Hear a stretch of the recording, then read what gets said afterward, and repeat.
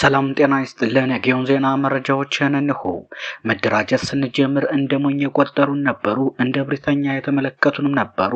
መሰልጠንና መደራጀት ስንጀምር ማንንም ተማምነን አልነበረም። ትላንትን ከዛሬ ጋር ባሰናሰለ ነገንም ባመላከተ ስልታዊ ትንተና ላይ መቆማችን ደፋር እንድንሆን ስላስቻለን እንጂ ሲል አርበኛ አስረስ ማረ ገለጸ። ገና ከፕሪቶሪያው 6 ወራት አስቀድሞ በህግ ማስከበር ስም በእንጭጩ የማክሰም ዘመቻ ሲከፍቱብን የአማራ ህዝብ ከጎናችን በመቆሙ እርሾ ሆነን መቀጠል ቻለን። ያገለላቸውን የአማራ ልዩ ኃይል በክደት በትነው ጦርነቱን ሲጀምሩት ትጥቃቸውን ቀምተን ጥርስ አልባ እናደርጋቸዋለን ብለውን ነበር። በምላሹ ሆነው ግን የቀድሞ አለቆቻቸው የአባቶቻችንን ቤልጅግና ምንሽር መንጠቃቸው ያሳደረብንን ቁስል አልዘነጋንም እና በገፍ ያመጡትን የቡድን እና የነፍስ ወከፍ መሳሪያ በገፍ ተቀበልናቸው። በትን ለመቅበር የቆሰለበትን ለማንሳት ወኔ እንዲኖረው የሚያደርግ ዓላማ አልታጠቀምና ከጦርነት ወደ ጦርነት የሚያዞሩትን ምስኪን ሰራዊት በየጥጉ አዝረከረከው። ሲጀመር ቀበቶ እናስፈታለን ያሉ ጦረኞች መሃል ላይ ህዝብ ነው የወጋን ብለው በየደረሱበት ጭፍጨፋ ፈጸሙ።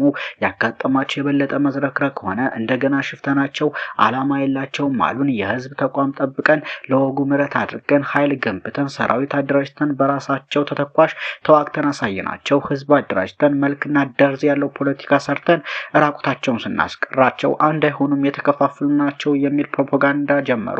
የጠላትን ረጅም እጆች ሰብረን ትግላችንን የጡረታ መውጫ ሊያደርጉ የቋመጡትን ጥጋ ሲዘን የፍላጎት ቡድኖችን ቅርብ አዳሪ ህልሞችን አክሽፈን የውስጣችንን ግላዊና ቡድናዊ ፍላጎት ገርተን የግዙፍ ድርጅት መስርተን መጣን። ከዚህ ጎን ለጎን የአብይ አህመድ አገዛዝ በቀጠናው ህዝብ ላይ ያወጀውን የጥፋት ዘመቻ በልዩ ስልት ብቻችንን መክተን በአፍሪካ ቀንድ አዲስና አስተማማኝ ኃይል መሆናችንን አስመሰከርን። አፋብን አይጸናም ብለው ክፉ የተመኙትን አፋስ ይዘን ማበል ሳያናውጠን በመር ላይ ቆመን እና ጸንተን አህዶቻችንን አዋህደን የጠላትን ሁለንተናዊ ርብርብ በመቋቋም ትልልቅ ፖለቲካዊ፣ ወታደራዊና ዲፕሎማሲያዊ ድሎችን ተቀዳጅተናል። ከረግረጉ መውጣት ያልቻለው ብልጽግና ከኤደን ባህረ ሰላጤ እስከ ቀይ ባህር ያሉ አጀንዳዎችን በማንሳት ትኩረት ለማስለወጥ ቢሞክርም አልሆን ሲለው ተባብሮ ሊመቱኝ ነው ብሎ የሚጨፈጭፈውን ህዝብ የሙጥኝ አድርገነዋል።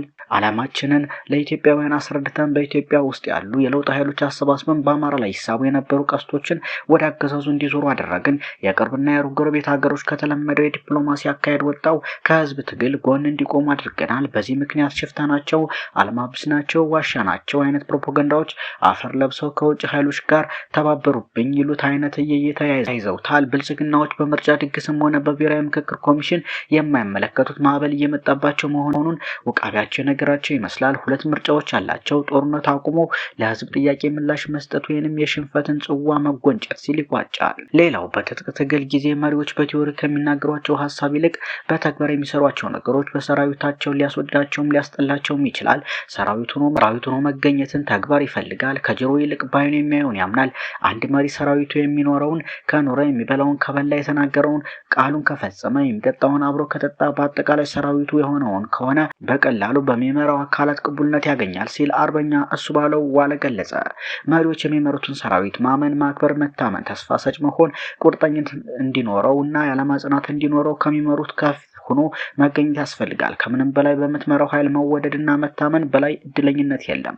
መታወቅ ያለበት ትልቅ ጉዳይ ግን ርካሽ ተወዳጅነትና በመልመጥመጥና በገንዘብ ኃይል በጥቅም ሳይሆን የወጣንበትን ዓላማ በማስረዳት ትክክለኛውን መስመር እያሳየ የምትወደድ ከሆነ የምትከበር የምትታመን ሲሆን ነው። ይህ ሆነ ማለት በተዘዋዋሪ ድርጅትና ዓላማ መስመር ተከበረ ማለት ነው። አንድ ወታደራዊ ሆነ ፖለቲካዊ አመራር ውጤታማ ሆነ የሚባለው በተከታዮቹ ብዛትና ጥራት ብቻ ነው። አንዳንድ ደካማ በአጋጣሚ ሳያስቡትና በቂ መሪነት ዝግጅት ሳይኖራቸው መሪ የመሰሉ ግለሰቦች የሚያሳዩት ባህሪ ራሳቸውን መኮፈስ፣ ማን አለብኝነት መኖር፣ የሚገመግማቸውን እና የሚሞግታቸውን አባላት ማሳደድና ማጥፋት፣ በጊዜያዊ ነገሮች መደሰት፣ ሀሳብ ማውጣትና ማበልጸግ፣ መጥላት፣ እቡይነትን መጠበቅን ወይም መታጀብን እንደ ትልቅ ስኬት መቁጠር፣ ከዘለቄታዊ ይልቅ በትንንሽ ድል መደሰት፣ ነገሮች የተበላሹ ሲመስለው ቶሎ ተስፋ መቁረጥ፣ የተገኘውን ድል ለራስ መውሰድ እና የደረሰ ኪሳራ ካለ ለሌሎች መስጠት፣ ግምገማ መፍራት፣ በግምገማ ቂም በቀል መያዝ፣ ሰራዊቱን ከወጣለት ዓላማ ውጪ በሰፈር ማደራጀትና ለተወሰነ ለእኩይ ዓላማቸው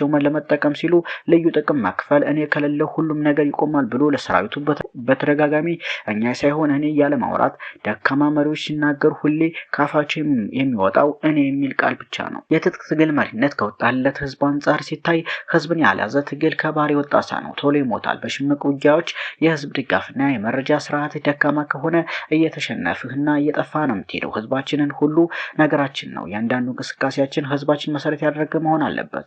ለምትመራው ሰራዊት ህዝብ የጀርባ አጥንቱ እንደሆነ በተደጋጋሚ ማስተማር ያስፈልጋል።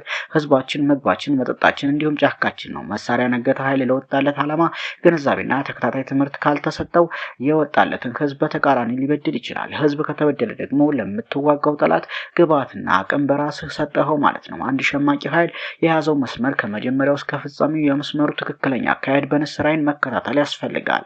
ባቡሩ ከሀዲዱ ከወጣ ወይም ከሳተ የሚደርሰው ኪሳራ ከባድ ነው። ሁላችንም ባቡሩ ሀዲዱን እንዳይስት መዳረሻችን ማድረስ የሁሉም ርብርብ ይፈልጋል። ሁሉም ጠጠር ማንሳት አለበት።